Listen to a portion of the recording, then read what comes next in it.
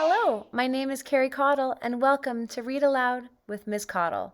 Today we are reading the amazing book, Redwoods. Enjoy! Redwoods by Jason Chin.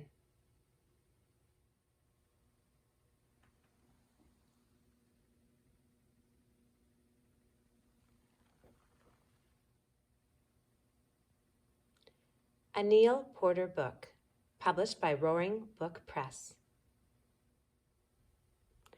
The coast redwoods are among the oldest trees in the world.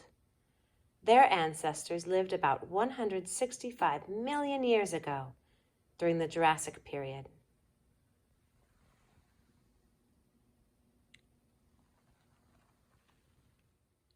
One tree can live for more than 2,000 years, which means there are trees alive today that first sprouted during the Roman Empire.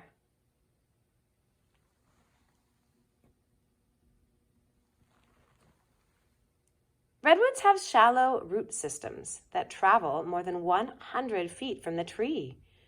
They help the trees stand, and they need all the help they can get because they are the tallest living things on the planet. Redwoods regularly grow to be more than 200 feet tall.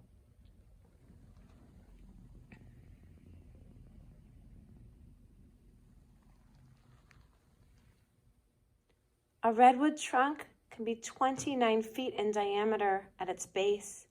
That's so wide that a tunnel can be cut in, big enough for a car to drive through.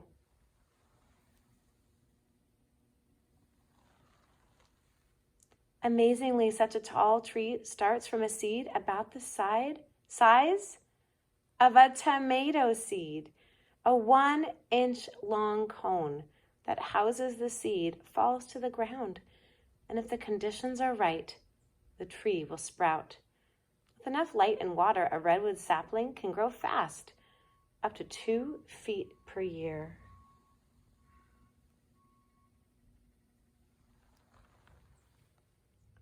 Redwoods also grow from other redwoods. When a tree falls or is cut down, new trees can sprout from big, round masses along its trunk, called burls. Often several trees will grow from the burls on one stump. If you see a ring of redwoods in the forest, they probably all sprouted from the same stump. One reason redwoods are able to live for so long and grow to be so tall is that they are very good at defending themselves. Their wood contains a lot of tannin, a chemical that protects them from fungal infections and insect infestations. Redwoods are also well suited to live through fire. If there is a fire, their extremely thick bark shields them from the heat, just like the heat-resistant tiles on a space shuttle. Their branches don't start until very high up, 200 feet in some cases, which also helps protect them from fire since most forest fires can't reach their needles.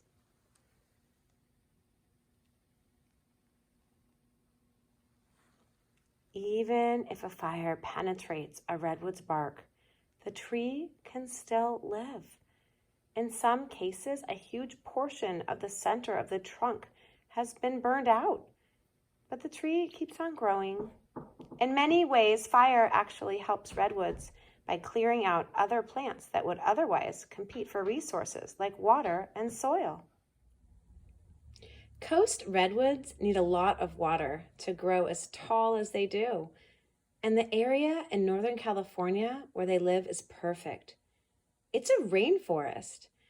The air is cool and damp, and the land is often covered in thick fog.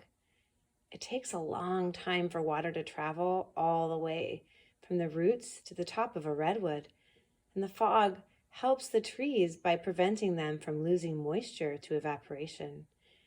In addition, the needles of a redwood can absorb moisture straight from the air. In the summer, when there is much less rainfall, redwoods have an ingenious way of collecting water. They make their own rain. When the fog rolls in, it condenses on the redwood's needles, and whatever moisture isn't absorbed then falls to the ground to be soaked up by the tree's roots. Other plants that live at the base of a redwood tree use this artificial rain as well. So not only do the redwoods water themselves, they water all the plants around them.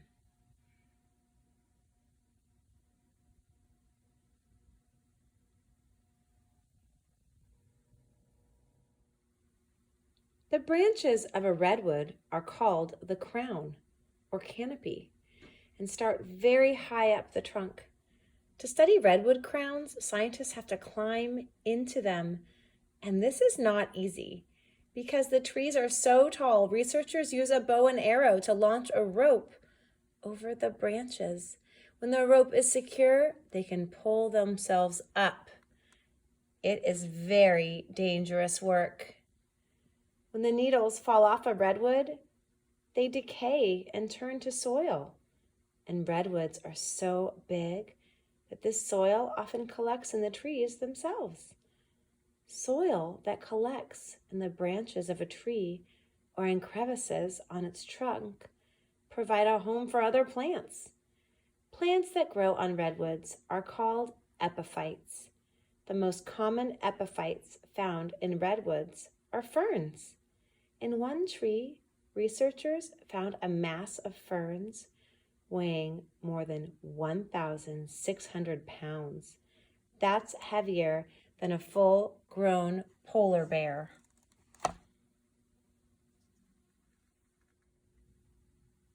Ferns are not the only plants that make their homes in redwoods.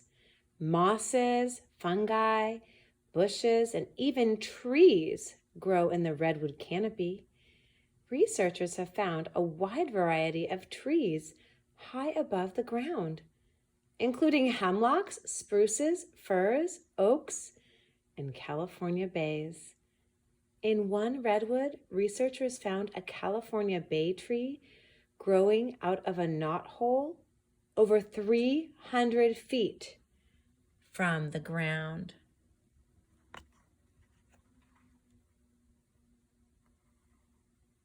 In addition to plant life, scientists have found many animals living in the redwood canopy, including flying squirrels, beetles, earthworms, centipedes, spiders, salamanders, and yellow banana slugs. Some animals, like red tree voles, live their whole lives in the treetops and never see the ground. Many birds live in the top of redwoods, including bald eagles, ospreys, and woodpeckers. The marbled murrelet and the northern spotted owl live almost exclusively in the oldest redwood trees and are both endangered species.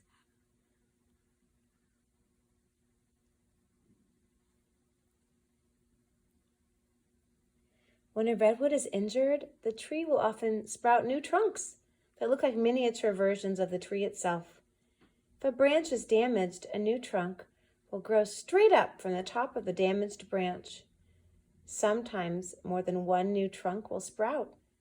Researchers found one tree with more than 200 reiterated trunks in it. There was a forest of redwoods growing atop a single tree.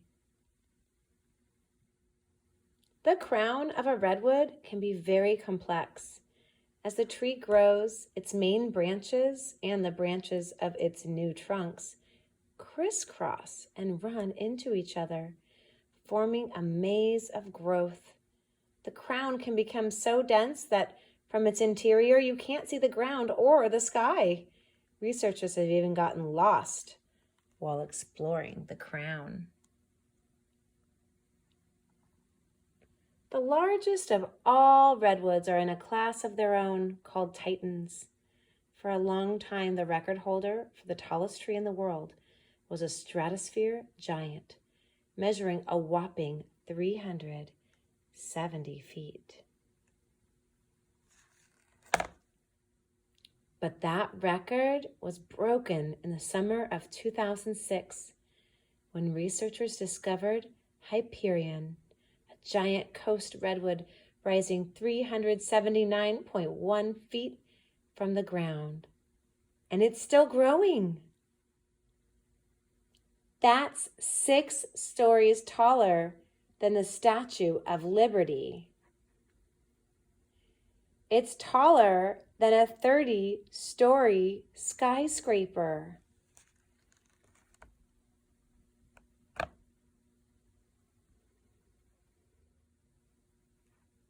It's so tall that if it were introduced to a city skyline, it would fit right in.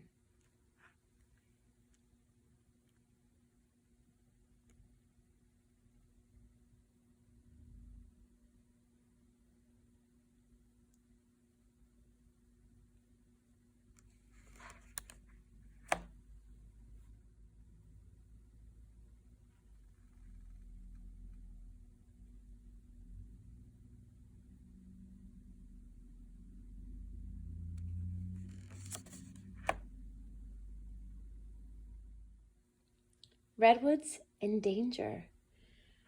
The coast redwood, Sequoia sempervirens, used to be found all over North America. After the last ice age, the climate of North America changed, and the habitat conducive to redwood forests shrank. Now they are found only in a small strip of coastland stretching from central California to southern Oregon. In the last 200 years, this forest has shrunk even more because of human activity. Redwood lumber is very valuable because of its height, tannin content, and resistance to harmful bugs such as termites. Since the large-scale logging began around 1850, more than 95% of the original redwood forests have been destroyed. Only 18% of the remaining forests are protected.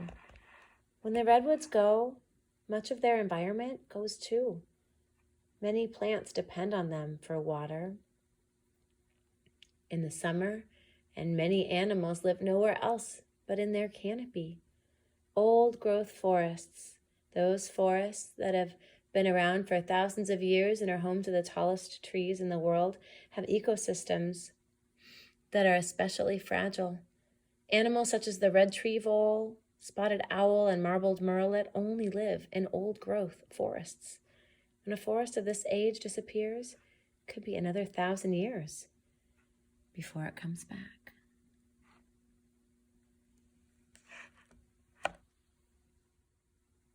Author's note. I was inspired to create Redwoods by the writing of Richard Preston. I first read his descriptions of climbing in the redwood canopy in a magazine article, and then later in his wonderful book, The Wild Trees. After several months of work on this book, I was fortunate to be able to visit the redwood forest myself. What I found far exceeded my expectations, and I left with an affinity for the redwoods that I hadn't thought possible to have for a tree. Just as Mr. Preston's writing sparked my curiosity and awe of these trees, I hope that this book inspires you. If it does, I hope that you too can visit California and experience the wonder and majesty of the redwood forest. That was Redwoods by Jason Chin. What an incredible book, right? I am lucky enough to live in Northern California, and if I drive for just about half an hour or 45 minutes, I can visit redwood trees myself and walk around them. And I have done this many, many times over the years. In fact, my family has had so many of our special family gatherings in this one special place called Armstrong Woods, and it's a grove of amazing redwood trees. So redwood trees are especially special to me and my family.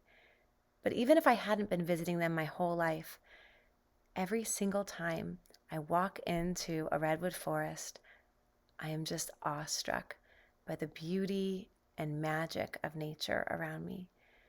So if you haven't visited the redwoods yet, do whatever you can to get here and to come and check them out for yourself. And if you live super far away, we would really appreciate your help in supporting this very fragile ecosystem. Thanks for listening to my book about redwoods, or Jason Chin's book about redwoods, my Read Aloud. I hope you enjoyed it, and I hope you get to check out some redwoods sometime. Take care of each other.